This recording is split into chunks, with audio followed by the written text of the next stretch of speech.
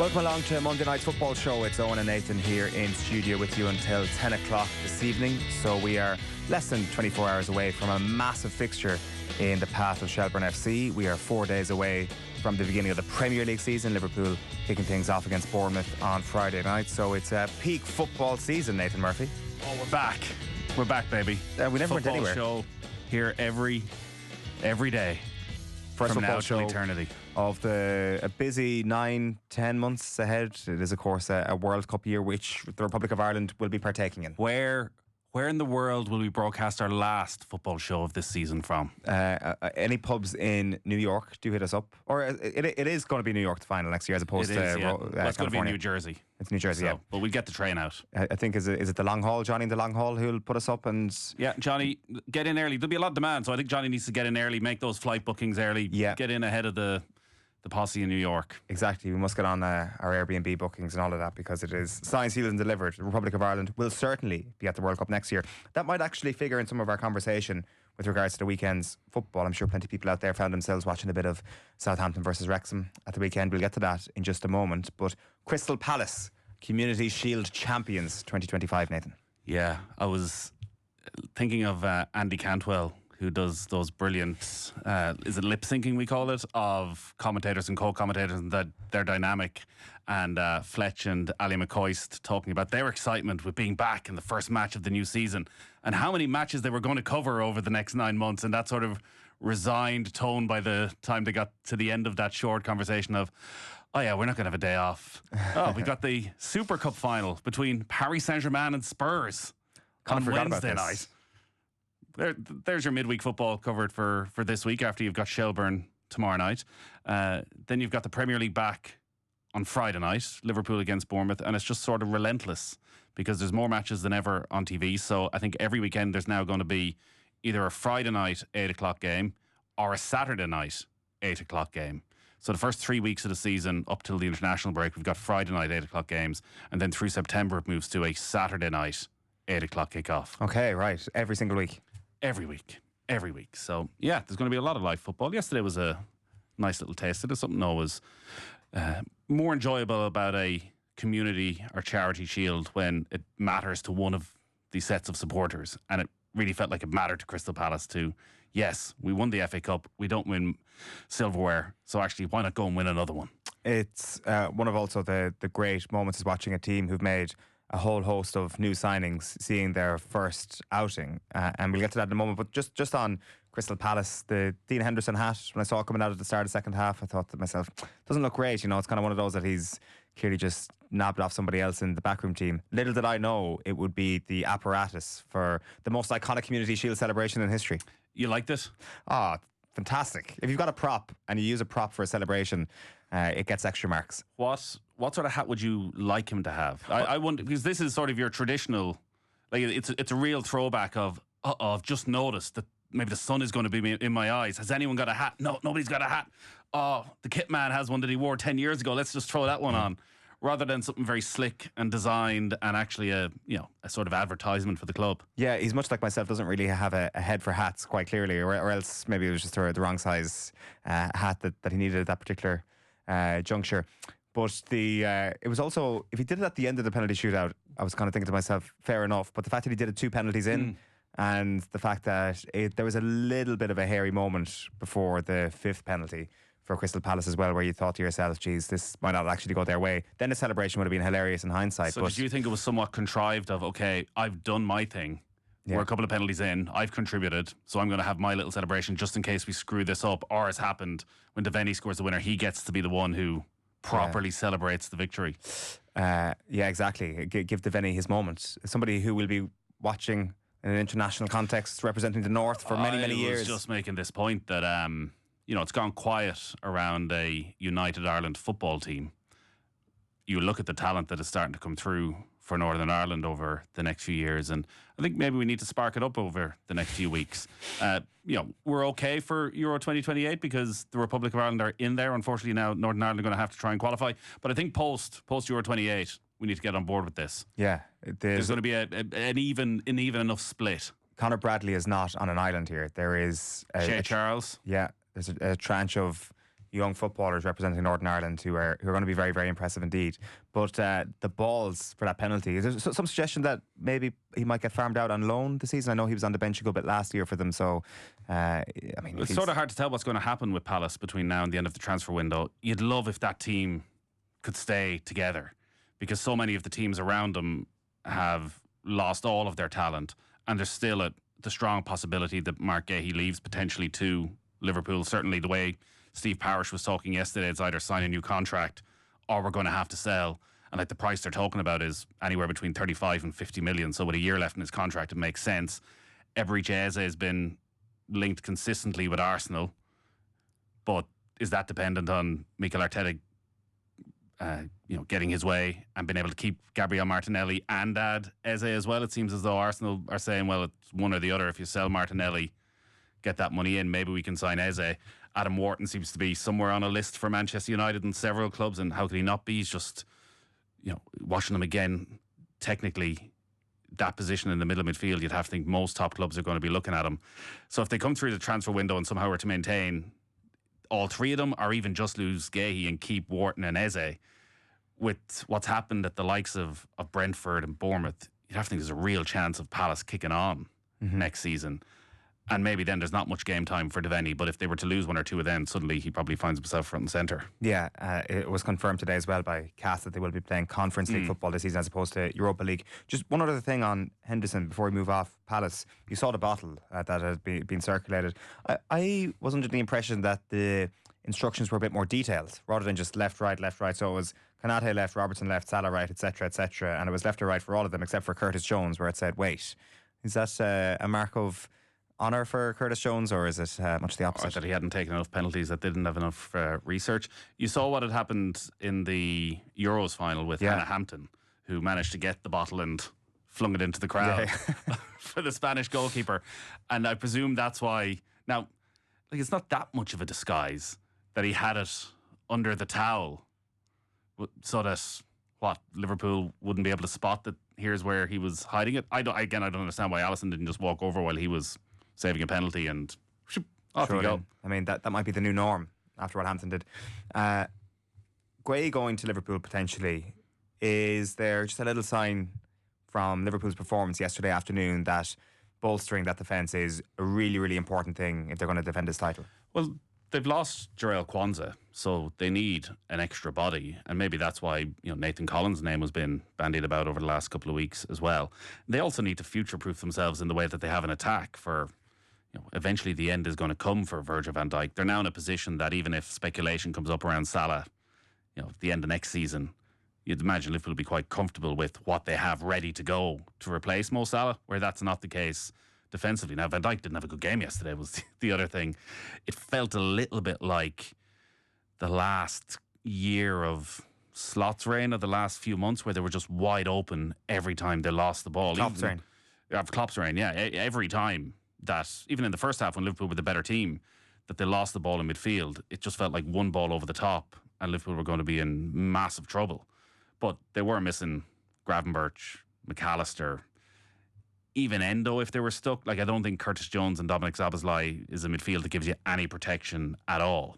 It felt like the things they had learned last year defensively that they'd improved on were out the window yesterday without McAllister or Gravenberch. And it felt, you could see instantly, I think, a different style of play from Liverpool. So much of it was on the left-hand side where you had Gakpo, Wirtz, Szoboszlai coming over there, Kirkiz, Ekitike was coming into that side as well. And then you have acres of space over in the far side of the pitch for Salah and Frimpong if they can ping the ball over to them, and then they're trying to isolate the fullbacks. So is that something that we're going to see a lot more of in the absence of Alexander-Arnold? I think looking at Frimpong yesterday, it does feel he's a far more traditional fullback. He's not the guy pinging 50, 60 yard balls forward. He's making the type of runs most fullbacks make. So I do wonder if Liverpool are going to play maybe a lot more advanced up the pitch, not as much time for Konate and Van Dijk on the ball, and how that then develops, and is that going to take a bedding in period? It feels like for teams that sit deep, you're going to need a bit of patience. You're going to need someone like Ekitike to do what he did yesterday and be absolutely clinical. But yeah, go back to your point on the centre backs. I think they'll definitely sign somebody because they can't go into the season hoping that maybe Gravenberch will slot in at centre back if somebody gets injured, or Andy Robertson will slot in at centre back if something was wrong with Van Dijk. And there is going to be antennas pricked around after every poor performance from Virgil van Dijk this season, because he's a 34-year-old centre back, and actually the conversation will be, if he loses a bit of form, can he recover it? However, we have been here with Van Dijk at times in the past, and he has recovered. There will come a time when that's going to stop, but I'm not saying that it's going to be this season where that eventually happens. But particularly when you listen to Van Dijk after the game, he was talking about, we press as a team, we defend as a team. You could say if you weren't aware of the man that Van Dijk is, it's maybe absolving himself of a little bit of blame, but there were two big screw-ups from him. But there probably is a lot of truth in that, given what you outlined there. The midfield in front of him, there probably isn't a whole heap of solidity about that Liverpool 11 compared to the way it's going to look over the next few weeks. And as a result of that, the centre-backs are probably going to look a bit better when Gravenberch does come back. Like, he is going to be out this Friday, and their lineup for this Friday night is going to be he's suspended very interesting for Friday. But you'd assume McAllister comes back in and maybe just plays that little bit deeper. Now, he doesn't have the athleticism of Gravenberch. He can't cover the ground the way that the Gravenberch can. Like, Gay does look like a perfect fit. You look at the quality of his passing yesterday. Again, we're probably thinking more on the defensive side, but Arne Slot's probably thinking more on what he can do in possession. And we saw yesterday 3 or 4 times his ability to ping the ball, which is what Van Dijk does so well to Salah consistently, that when Liverpool are humming, he can play that 60, 70-yard crossfield ball. Again, he feels like he has that in his locker. He didn't get injured, though, did he? Like, there was a bit of a knock. Like, does that put you off signing somebody? That was the slight thing at the end of, was Arne Slot the one with his head in his hands when Mark Gahey gets injured? Yeah, if there's a constant injury issue with a player, you'd have to think it's potentially a problem. Like, the Van Dijk thing is, I always find it fascinating because he's held in such high esteem by everybody, and this sense that he's almost flawless, that every time he makes any mistake, it's wow. He actually makes a few mistakes. Like, across the season, he gets caught out the odd time. You think back to Caoimhín Kelleher having to bail him out a couple of times at the end of last season, and I don't think he's one who publicly takes that criticism too well. I don't think he goes hands up, I had a bad day. Okay, I've rarely seen Van Dijk put his hands up and go, that one's on me, guys. It's a systems failure more than anything.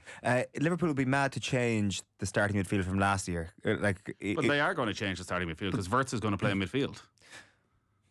Does Wirtz not have to maybe work his way into that midfield? Can Wirtz not play in a different position, like, say, that left forward position that seems up for grabs, where Gakpo started yesterday? Like, it was the strongest part of their whole team last year, or maybe the most improved part of their whole team, was Gravenberch, Szoboszlai, McAllister, and the delicate nature of trying to balance a midfield. Is it not a little bit unwise to just be throwing that out immediately? And look, Wirtz is an amazing player, don't get me wrong, but that balance is so hard to find. That's what he's doing, isn't it? Like, he's throwing this out. Even though they won the league, he's saying, we're going to try and do something different. That's certainly what it looks like from the signing of Wirtz. I have to say Wirtz more than Wirtz. Yeah, Wirtz comes easier. Yeah, but I think he's going with the Wirtz. Well, as long as you're getting it right as our chief commentator, that's all that matters. I'll go with comfort. I started with Wirtz, but I'm rolling too easily back to a Wirtz. So we go with a Wirtz where possible. Okay. I think all the signs are that he's going to play in a sort of free role, but as one of the three. So at 8-10, there will still be as a 10. So then, how does that shift things behind? Is it 2 out of Gravenberch, McAllister, and Szoboszlai, who played really well yesterday? But is he? You'd have to think he's the more likely fall guy if there's one of the three to miss out, because like McAllister is, his range of passing is top class. He got better and better as the season went on last year. Maybe they're analysing this from the amount of games that they're playing, the amount of international games that they're playing we didn't have enough with Elliott and Jones and Endo. And remember, he was bringing Endo on for, he rarely got on list, was for 6-7 minutes at the end, that we need to have proper rotation. Again, you could look at what's the need for Alexander Isak, aside from, we're getting the best striker in the Premier League that's not Erling Haaland. So if the opportunity's there, why not take it? But they may well feel, if we're always going to play with a number 9 and the amount of games we're going to have, I think he's not going to be able to play in all of them.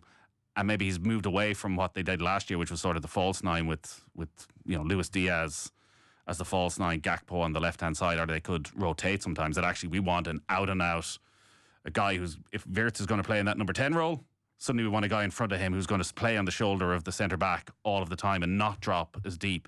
So I think you're right. I think you could say it's unwise to change that midfield three that stunned everybody last season by all getting to a level that nobody quite expected them to get to.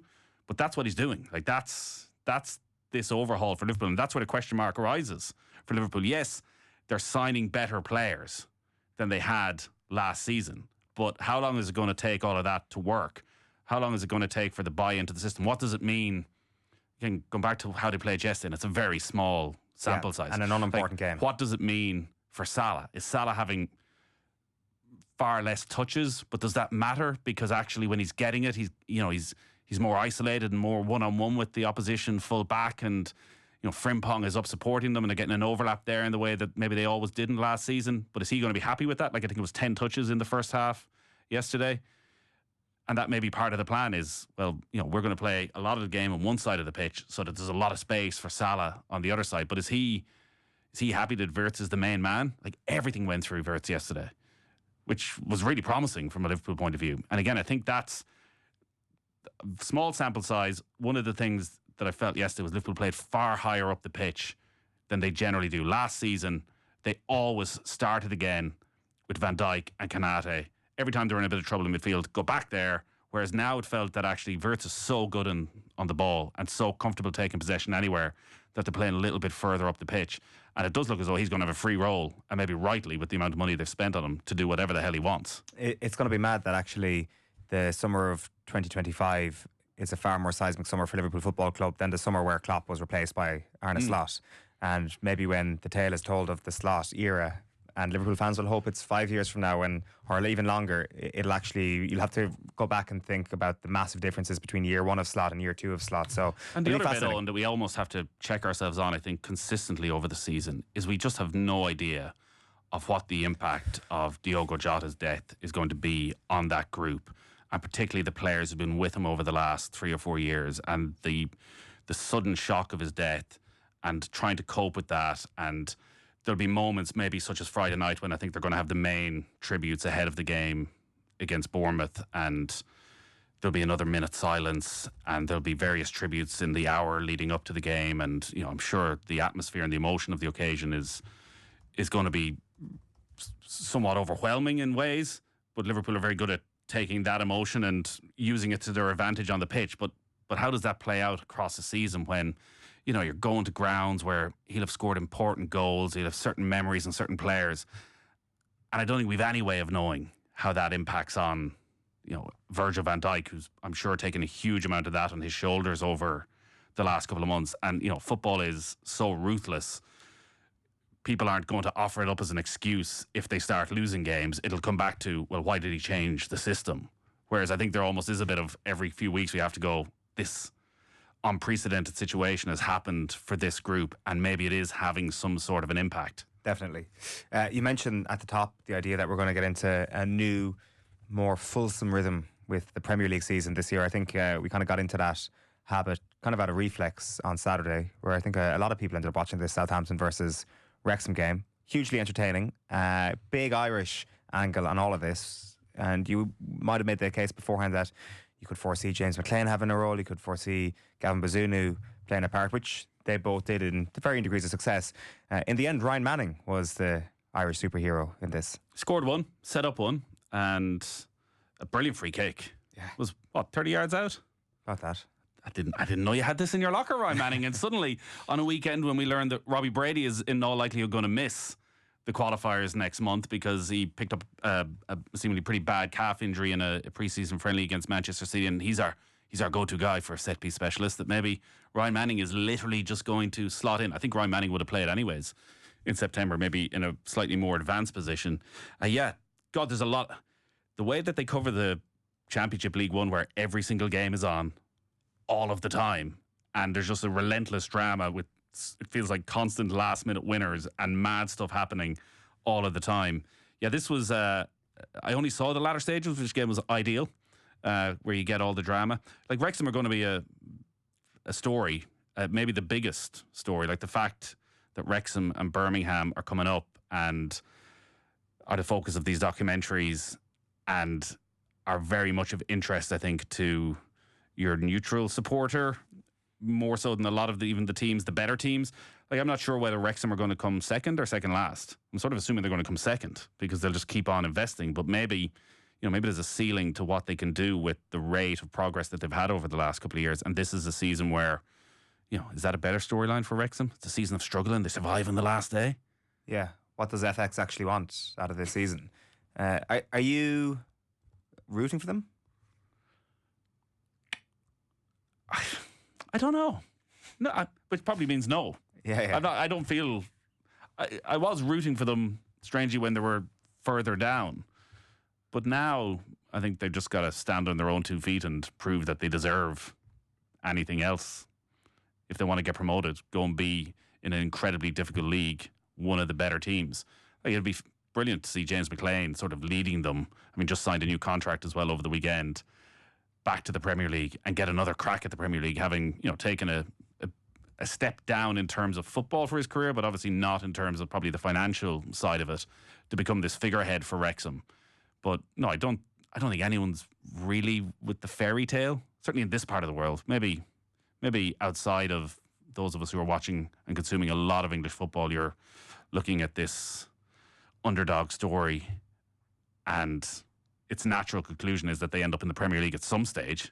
Mm-hmm. I don't quite know if it's now. No, I think it is an inevitability at this point, and I think that there's going to be a backlash to the ownerships of Birmingham City and of Wrexham if it hasn't already happened. I just think that's going to grow legs, and maybe there's nothing wrong with that. I think I was like delighted may be a strong word. I was very pleased that Southampton managed to turn that game around on Saturday, and I'm not sure is it entirely to do with the Irish contingent, of which there was more at Southampton, or is it actually just to do with the fact that I want to see this Wrexham thing maybe slow down a little bit? Yeah, I think the Irish contingent probably plays. Bazunu was very good. Well. Makes a massive save before Southampton. Yeah, and it's great because Gavin's obviously had a lot of injuries as well, and his loan move was cut short, and we were sort of wondering what would happen with Aaron Ramsdale, who's ended up going to Newcastle, as to where Gavin Bazunu would fit in. It just feels like we're in this never-ending circle of he'll get a good year in the Championship. Do they get promoted? Is next year the year he finally gets a full season as a Premier League goalkeeper to prove what he is? But there's no doubt he's probably going to end up in the best goalkeeper in the Championship again next year. If you were to be forced into a decision between it's either Wrexham or Birmingham going to win the Championship, where are you? Wrexham, probably. Complete reflex. I need to watch the Birmingham documentary, and I'm not sure will that make me like the idea of Tom Brady being involved in this football club or dislike it quite heavily. Yeah, the clips probably don't reflect particularly well on him. Like there is, and maybe they do just have better producers involved with the Wrexham story, where they were able to go in at a very low level and sort of bring everyone along with them, where there's a little bit of Tom Brady sense looking around going, why can't we just have like a Super League where we're in that and we don't have to do all this sort of hard work stuff? Why can't we just play Manchester United and Liverpool every week? Yeah. Well, at least he's been kind of like a bit of a character in that documentary by the sounds of things, so there's a bit of an authenticity about it. Chidozie Ogbene was back on the pitch on Friday night for Ipswich, played 68 minutes. First time in 9 months for Chidozie Ogbene. He's obviously had a horrible time of it with injury. So, yeah, mixed news because we're really getting into that period now where the World Cup qualifiers are hurtling down the tracks. We're less than a month away. There's only 3 rounds of Premier League games before those fixtures come up. So Chidozie Ogbene, I felt that right-hand wing position is so important to the way Hal Grimson sets up. Like, that's always their out ball. And a few different people have put their hands up for it. But I think if Ogbene gets back and he gets to play these 3-4 games, he'll be the starting player in that position on the right-hand side. And what he was saying coming into pre-season was that he intended to be the fittest player in that squad, in that Ipswich squad. And with his work ethic, you'd expect he'll be just that. So hopefully he gets through this run of games and can come in fully fit, because it seems Will Smallbone might be a bit of a doubt. There's a calf injury. Some talk as well that he might end up leaving Southampton. Now, more than likely, I think, for another Championship club. But yeah, the squad's going to be announced in a couple of weeks' time. So any of these guys, we can get fit, stay fit, and get a good run of games into their legs. Like Casey McAteer was on the bench for Leicester at the weekend, came on for the last few minutes. So I'd have Ogbene ahead of him in all likelihood if Ogbene can stay fit. Of course, the Championship is not the division that we're most interested in when it comes to English football. It is, of course, League One. So a sensational game on Saturday at Oakwell between Barnsley and Burton. Of course, people would have been paying close attention to this as well. Burton 2-0 up after 35 minutes at Barnsley. Caelan Vickers scores in the 55th minute to bring one back for Barnsley. Then they equalise in the 63rd minute. Davis Kaler-Dunn with the goal to equalise. And then in the 93rd minute, David McGoldrick steps up to win the game for Barnsley against Burton. What a story. Dave McGoldrick. What age you got in David McGoldrick? 36? 37. Ooh. 37, David McGoldrick. Of course, Conor Howerhan's Barnsley. Yep. We should point out who's a few years younger than David McGoldrick, but is managing Barnsley. So that goal for David McGoldrick, remarkable. 20th consecutive season that he has scored a league goal. He made his debut for Notts County in January 2004. And Barnsley, the 11th different team he scored for in one of England's top 4 divisions. Some going. It is an insane longevity for David McGoldrick, who, funny, we're chatting out in the office about David McGoldrick, and if we were to do our usual, which maybe we'll end up doing, another tiebreak at some stage of how many caps. David McGoldrick is one of those, you go, he probably has about 35 caps, maybe 8 or 9 goals. I sort of have, in my head, he has a John Walters style Irish career almost. No, 14 caps for David McGoldrick, 1 goal against Switzerland. That is extraordinary, isn't it? He obviously retired, but he would have been, was he late 20s, he would have been early 30s when he decided to step away when Stephen Kenny came in to concentrate in his club game, which has clearly paid dividends because he's still playing at a reasonable level in League One. Yeah, it was sort of there for the Mick McCarthy era, the latter stages of the Martin O'Neill era, at a time when it's just sort of coincided with that moment when we stopped scoring goals. Yeah, but it also seemed, like, again, just speaking kind of into this like vague area of memory, that Robbie Keane steps away, David McGoldrick is still playing Premier League football and is absolutely there to be a more than adequate striker for a team with the Republic of Ireland's capabilities. But obviously that wasn't the case, or maybe that was just like a flitter of a few months. No, because I guess Robbie was going by Euro 2016. Yeah. So, Darryl Murphy was our main developer, sort of late developer around Euro 2016 time. And then Dave McGoldrick comes in just after that. It's at the period where, Sheffield United are getting a strong Irish contingent, so we're getting interested there. But it was also a period of just real flatness around the international team, and never quite been sure what his level was. And listen, the level he's scoring at now is League One. It's more just a testament, I think, to his professionalism and how well he's looked after himself. And again, maybe making the right decision for himself 4 or 5 years ago. I think it was one of the real blows for Stephen Kenny at the time that he didn't hang around, because he had this really good crop of young forwards coming through, who obviously now we're seeing the fruits of that with, Troy Parrott scoring again over the weekend. He's scoring in Europe. Evan Ferguson, Adam Ida, who seems front and centre of everything that's happening at Celtic at the moment. He's getting game time, but I'm not sure the supporters are particularly pleased with the amount of game time he's getting. Brendan Rodgers saying, I need some sort of backup for Adam Ida. But, what an asset Dave McGoldrick could have been maybe in those few years to be around the squad and help those guys along and maybe shoulder some of the burden during those difficult periods under Stephen Kenny. One other thing from English football that we wanted to discuss, it's off the pitch transfer window in its kind of last few weeks. Manchester City and their wingers are all saying goodbye. Yeah, City are the most difficult team to predict. I can't wait. This is why I can't wait for this season. I'm just not sure what's going to happen with. I'm commentating on Manchester United Arsenal on Sunday. It's a great Sunday fixture. We're going to read way too much into that. Way too much into that. If there's a winner and there's a loser, as to if Manchester United win, Amarin has worked wonders over the summer. He's going to get rid of all the guys he doesn't want to. They've signed brilliantly. Whereas if they lose, suddenly, has anything actually changed at Old Trafford? And likewise with Arsenal, the amount we're going to be able to read into that. But with City, I'm totally on the fence as to what's going to happen. Surely there's a muscle memory there with so many of this squad as to just winning, knowing how to win 30 games in a season and get to sort of 90 points. But these couple of moves with Jack Grealish and Savinho both leaving, so Grealish gone to Everton, Savinho, it seems, going to Spurs, sums up probably the big problem for Guardiola over the last few years, is that with the exception of Erling Haaland, what attacking player has got better at Manchester City over the last 3 or 4 years? Like Phil Foden had that one season where it looked as though, you know, he might not just be the best player in the Premier League, or he might go on to be one of the best players in the world.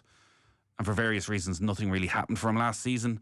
Out on the left-hand side, like Jeremy Doku, Savinho, Grealish, you could throw any of them on, and they all seemed to do the same thing. There was a threat without any real end product. I would have almost had Savinho as the better of the three, but Doku seemed to be the chosen one. Like January, they bring in Omar Marmoush, who scored a couple of sensational goals, but certainly didn't feel like he was a step up in Julian Alvarez, even though they're trying to ask him to do something similar. Now, again, we're talking on 3 or 4 months, and a lot of games that didn't particularly matter for Manchester City when Marmoush was there. So maybe if he comes in at the start of the year and they know exactly what they're trying to do. But it does mean when you're looking at someone like Ryan Cherky, who comes in with a massive reputation again, incredibly skillful, has got all the tricks, all the flicks. You're kind of going, well, is he going to be allowed to do that at this Manchester City side under Pep Guardiola?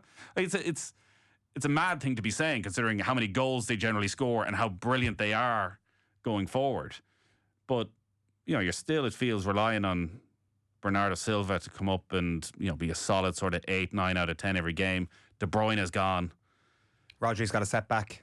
Going to be out until at least the international break. And then again, that sort of injury, you're probably going to have a few setbacks over the course of the season. So they're probably going to have to mind him for a little while.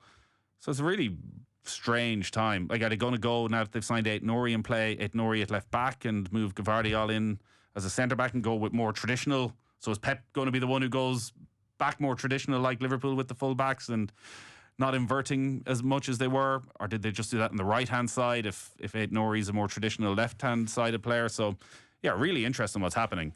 And yeah, Savinho, would have thought maybe Grealish was a better fit for Spurs than Savinho, but that's a real coup for Everton. Yeah, it certainly is. Maybe a bit more of a step down than we expected from Jack Grealish at this stage in his career. What we're going to do is we'll take a quick break, and there's loads of domestic stories to get stuck into after these. Football on Off the Ball. With William Hill, you can boost your winnings on every game with new Bet Builder Extra. Only with William Hill. Download the app today. 18 plus gamblingcare.ie. This is News Talk. Football on Off the Ball. With William Hill, you can boost your winnings on the Sunday game with new Bet Builder Extra. Only with William Hill. Download the app today. 18 plus gamblingcare.ie. This is News Talk. You are welcome back to Monday Night's Football Show. It's Owen and Nathan here with you until 10 p.m. We've kind of boxed off a lot of the Premier League and English talking points over the first part. Tomorrow night, though, Nathan, is the big story domestically. Shelbourne against Rijeka, 2-1 up after the first leg last week in Croatia, and people will realise this is the Europa League, so if they get through this tie, they will be guaranteed at the very least league phase football in the Conference League this season, which involves a €3.8 million cheque from UEFA, amongst other very likely future earnings. Yeah, it's not on TV, but we are going to have full live commentary here on Off the Ball tomorrow night from Talca Park. Vinnie Perth and Jonathan Higgins are going to be there. And this is what Shamrock Rovers did last season. This is the round that they managed to win. So then you go and you get a free hit in terms of qualifying for the Europa League. So considering the position that Shelbourne have found themselves in over the past few weeks after Damien Duff's departure, and we all wondered whether it came at the worst possible time, Joey O'Brien's done an incredible job just to settle things down, and that was a remarkable result last week in Croatia. Now, they were missing a couple of players. There's a guy, Tony Fruk, who's sort of their main creative player, who's been in the Croatia squad recently, who's going to come back, and maybe that extra bit of quality lets the Croatian side show what they're all about. But they're coming to Talca Park. Again, massive boost for Shelbourne. They thought they were going to have to play this in Tala, but the Croatian side aren't allowed to bring any travelling supporters, so they're going to be able to play this. It'll be a full Shelbourne support. And they played really well last week. Like, again, just their set pieces have been exceptional the whole way through this European run. You'll remember the one they had disallowed up in Linfield. They took a short corner. Again, a couple of really good set pieces last week. And like they changed the team last week. Like it seems whoever he brings in, they've made some really good signings over the window, so they've got a bit of strength and depth. So even when they're playing at the weekend, they can make changes. I think it was 6-7 changes he made for the draw with Bowes on Saturday evening, and it doesn't feel like you're taking a huge amount out of the side. So I think we're looking at a position for Shelbourne where I wonder if the draw eased a bit of the pressure on them last week. So if they were to fail to win tomorrow, they're playing either Linfield again, who they've already beaten and beat comfortably, or they're going to play a team from the Faroe Islands for a place in the Conference League, and actually going, all right, I don't want to say it was a free hit, but we can feel quite confident that even if we don't get through this, that we should have enough to beat either of those sides. And if they win tomorrow night? If they win, they're playing either Pauk or Wolfsberger from Austria. Wolfsberger? Wolfsberger, I'd say. Wolfsberger, Wolfsberger. Yeah. Not Wolfsburg. No, I've made that mistake in the past. So they were scoreless after the first leg. So that'd be incredibly tough for them. But I think with the 2-1 lead, obviously there's no away goals anymore. I think you'd be reasonably confident that Shelbourne can get the job done. And then you mentioned like the starter money is heading towards 4 million.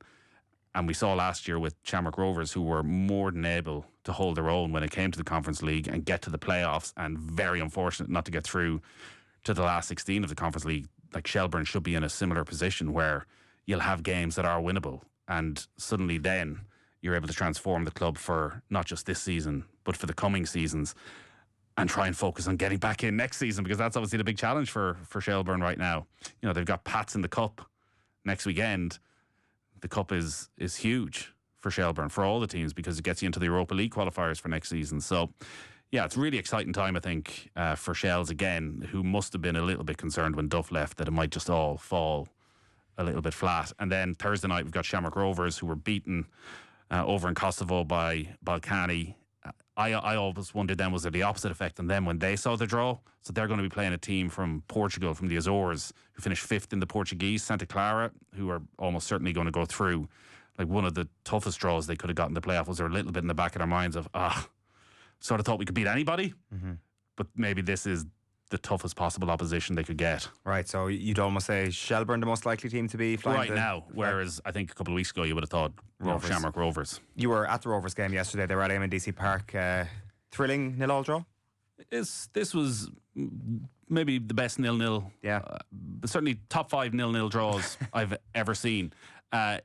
Atmosphere was supercharged. The news came through over the weekend that Ollie Horgan was stepping away as Galway United assistant manager. I think there was a lot of emotion involved in that, I'm sure, from the fans, but also for the players on the pitch.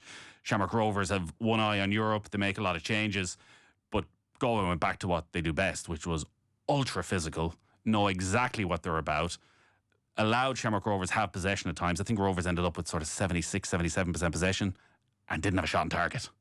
And Ed McGinty was man of the match, made a string of brilliant saves. But I watched it pitch level right beside the pitch, and I was watching some of the Shamrock Rovers players warm up. Like Dylan Watts was warming up at one stage. I'm thinking, you don't want to go.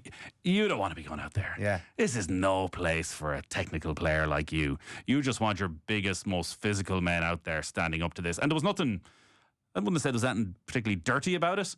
Just this side who almost know their limitations but know what they're good about. And Galway have been on a really bad run, particularly obviously with the departure of Moses Dyer didn't help things, and they get quite a bit of stick about their style of play. I always really like watching them because they know what they're about.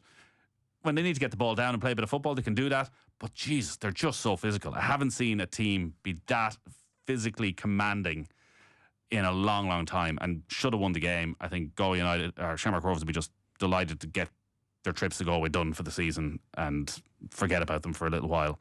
And brilliant atmosphere down at DC Park as well. So, yeah, a few scoreless draws in the league over the course of the weekend, but another good weekend for Shamrock Rovers because nobody's capitalised in any way. No, 10 points clear at the top of the table. They're on 53. Bohemians on 43 points at this stage. You do have Derry and Drogheda on 42 as well, just behind Bowes, which Shell's on 39 and St. Pat's on 38. So this is going to become a storyline about European places at the end of the season. Rovers will have this wrapped up a few weeks before the end of the year, you'd imagine. Yeah, because like Pats beat Sligo yesterday, there was a mad call in that where Patrick McLean gets sent off. It's already been What happened here? overturned. It was just it looked like more coming together than anything with Mason Melia, but there was definitely a covering defender, and straight red card. Was never a red card, and again instantly overturned. But Sligo Rovers they've gone on a great run that's got them clear of Cork City in the fight for survival. They may still end up in a playoff, but just gives St Patrick's Athletic a massive advantage. And Pat's actually had 2 really good wins now because they've beaten Sligo and Waterford in between the European games. We saw on Thursday night, we were out in Tala for the game against Besiktas where they were just totally outclassed. We're never in the game, probably a little bit naive, it felt like, in terms of the way they set up. Maybe a bit surprised, I think, as we all were, by just how good Besiktas were, particularly the couple of Portuguese lads that they had in midfield, just absolutely ran the show. But Pats are scrapping for Europe, Shells are scrapping for Europe, and it doesn't feel like Drogheda are going anywhere. You get the sense Drogheda are going to hang in there till the very end. But Derry've made a couple of really good signings. That saw them play last week out in Tala against Shamrock Rovers, and they were very, very good. They signed a couple of players from lower leagues in England at left back and up front, and they looked like they brought something different to Derry. So I don't know how you could predict which of those sort of 4 or 5 teams are going to end up finishing second and third. No. In terms of this season, is it a bit of a come down compared to the insanity of the title race last year? Last year was the perfect storm. I used to always feel it was a bit like Drive to Survive, and the year everybody falls back in love with Formula One, you get this insane finale that I don't even know if it's still been fully sorted out as to what exactly happened. That you had this year where everybody was bought into the Damien Duff storyline. Everybody was going to games, everything was sold out, and then you get it all going down to the final 10 minutes of the year, and you have characters that people had come to know and learn about and were invested in. The chances of getting that again were always going to be slim, and the likelihood always was the Shamrock Rovers were going to bounce back. I'm still surprised how good Shamrock Rovers have been this season and how they've managed to turn it around over the last 12 months. This time last year, I thought Stephen Bradley had brought them as far as he could. I thought that the makeup of the team and the way that they'd gone about building that team, they couldn't replicate it. That players weren't coming through from the academy, even though they had the best academy. They've sorted that. So, they signed in Michael Noonan, but they're giving kids a chance. Austin Voon is getting opportunities. Keane Barrett's been coming in and playing games. Corey O'Sullivan's been exceptional on the left-hand side of the fence. Could they buy the best players from other teams to keep them going? They've managed to do that. They brought in Conor Malley from Sligo, who's made a big difference already over the last couple of games. And then what about the guys who are coming back? Could they make the right signings there? And it seems, with Aaron McAneff returning, Danny Mandreu staying put, they've been able to do that as well. And if anything, they're better than ever. They've got a level of depth that I don't think we've ever seen in the league. So maybe it was always natural that they were going to win. But that fight for second, I know it's not a title race, but that scrap for second and third place is probably going to go right down to the wire as well. I think you got Drogheda against Bolton the last night of the season up in Drogheda, so that could be, one of them takes a place. But I find this part of the season quite frustrating because it's just very stop-start, and you have big games taking place on a sort of Saturday evening or Sunday evening. It feels like they get a little bit lost. You get into such a good routine in the first 3 or 4 months of Friday night, everybody's playing. And I don't know what the answer is when you've European games on a Thursday night. You probably need to have the bye weeks maybe a little bit later now rather than earlier in the European campaign because teams are progressing further. And what about the longer season? That Stephen Bradley is very much in favour of. Yeah, I think definitely a longer season, but you probably end up having to start the season a little bit earlier. So you start, and Stephen Bradley's thinking about it more, I think, from what happened to them in Europe last season as much as anything, that they're having to play massive games in the league. They went to Stamford Bridge and they hadn't played a competitive league game for 6 weeks. Yeah. And then they're having to play against Molde and the season hasn't started up. I think as far as I'm aware, with the way the Aviva works and also to be an international break in November, you'd probably be looking at starting the season a few weeks earlier. I'm still not sure how you get away at this time of the year. Maybe you do then have to decide 3rd qualifying round, 4th qualifying round. You can get a bye week there if you want it. But again, Stephen Kenny was saying he wanted the bye week last week. He would have loved to have had a break between coming back from their game and then having to play Besiktas, where Stephen Bradley was saying we want the more games the better, and Stephen Kenny's pointing out they're 10 points clear at the top. They've got by far and away the most depth. Of course they're happy to keep on playing. So I think they should extend the league just to get it started that few weeks earlier, and not have this mad rush maybe of the Monday night games between the European teams. That means a lot of the big games have happened already earlier in the season, and again I think they get a little bit lost on the Monday nights. You don't get as big a crowd generally on the Monday nights, and because it's the European teams, they're generally going to be the better teams. So yeah, I'd like to see them extend the season, but get rid of some of those European clashes earlier in the year. For sure. It is an unbelievably exciting time to be a football fan. Just to remind you, and just to mark your card for this week, Shelbourne against Rijeka tomorrow night is going to be live and off the ball. You've got the Super Cup on Wednesday between Paris Saint-Germain and Tottenham. We've got more live action on Thursday night and off the ball. It's going to be Shamrock Rovers against Balkany in the second leg of that one. Liverpool versus Bournemouth on Saturday night. A heap of fixtures on Saturday, and then Manchester United versus Arsenal with the dulcet tones of Nathan Murphy on Sunday afternoon, and then Monday night football as well. So we've also got a Forest against Brentford. Okay, on that's Sunday. That's Sunday, our first live game, 2:00. Steve and Brian Kerr are going to be on that, and obviously we've got a vested interest in Brentford this season. Well, that's the thing. We're going to do a slot before the week is out on the football show with our predictions for the week. I think we might actually have to put aside one specific section on Brentford. What will the outcome on the Keith Andrews era at Brentford actually be? Will there be an outcome this season? Maybe it'll be the first of many, many years of Keith Andrews taking them towards European football. Hopefully. Nathan, good stuff. Thanks all. Chat to you soon. Take a quick break. Football on Off the Ball. With William Hill, you can boost your winnings on every game with new Bet Builder Extra. Only with William Hill. Download the app today. 18 plus gamblingcare.ie. This is News Talk.